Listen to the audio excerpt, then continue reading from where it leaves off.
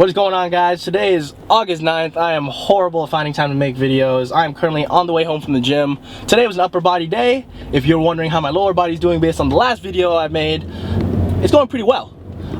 This past weekend I was actually in Connecticut, just hanging out with some friends from Yukon and met some new friends. I digress. But hit over 90% for some nice singles in the squat and the deadlift, and I think we're making a lot of progress towards becoming 100% again. As for today, I really want to focus on a weak point of mine, or at least a weak exercise, which is the barbell standing overhead press, or just OHP overhead press, whatever you want to call it. But the last 10 seconds have had too many instances of the word overhead press. It's my weakest one. I can really only rep out a plate for 10 on a really good day. So today was 4 sets of 6. Previous week I hit 145 for 4 sets of 4, I believe. Saying the overhead press, you do have to think of it as a full body movement, because when you are pressing, a lot of people, their spines, they tend to arch backwards so much and just tweak, just put a lot of stress on their back, especially that mid back, where it's just kind of doing this, like my arm, like this is your back right there, when it should be like this. So you want to maintain spine neutrality as you would in any movement, like squat or deadlift, and even to extent the bench press, despite the arching. And just like the squat, you want to have the bar movement be completely linear. So when the bar is resting on your chest and needs to go up, your head is in the way, so you have to tuck it a little bit, and then as soon as it passes your forehead, just feed your head back through to maintain a better, I'm just gonna say, center of mass. And how the bar will end up is with your arms straight up, the bar should line up with your ankles, so it's completely stacked on your body.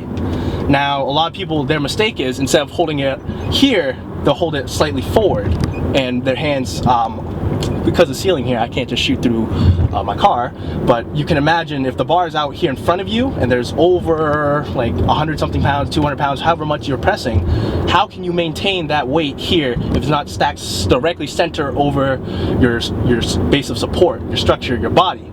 So if you're out here, eventually you're going to be limited by how much weight you can just hold out in front of you. Simply put, you have to finish with the bar over your head. But yeah, from there we just moved on to the weighted pull-ups, and I've been progressing in those. I think next week I'll probably jump up to 32.5 or 35 pounds. Today actually felt really light, despite me not eating much at all. Actually, I didn't eat anything today, and I'm pretty dehydrated. So actually, I didn't prepare well at all for today's gym session, but I'm still feeling pretty good. I don't know, just something about today, I guess.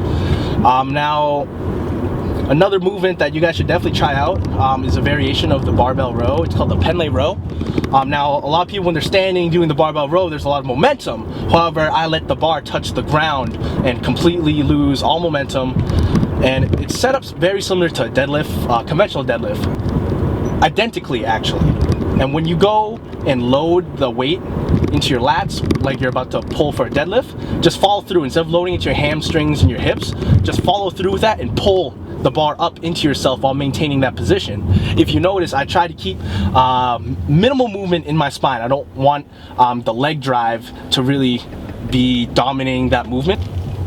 Now with this, I can get a way better contraction, and it's definitely decreased momentum by a lot, and I've seen a lot of progress with my pulling in the last few weeks, months, since school has ended. Now, if you want some kind of guideline for your strength, imagine that. So you bench press a certain amount, maybe body weight. Why don't you aim for like body weight Pendlay rows?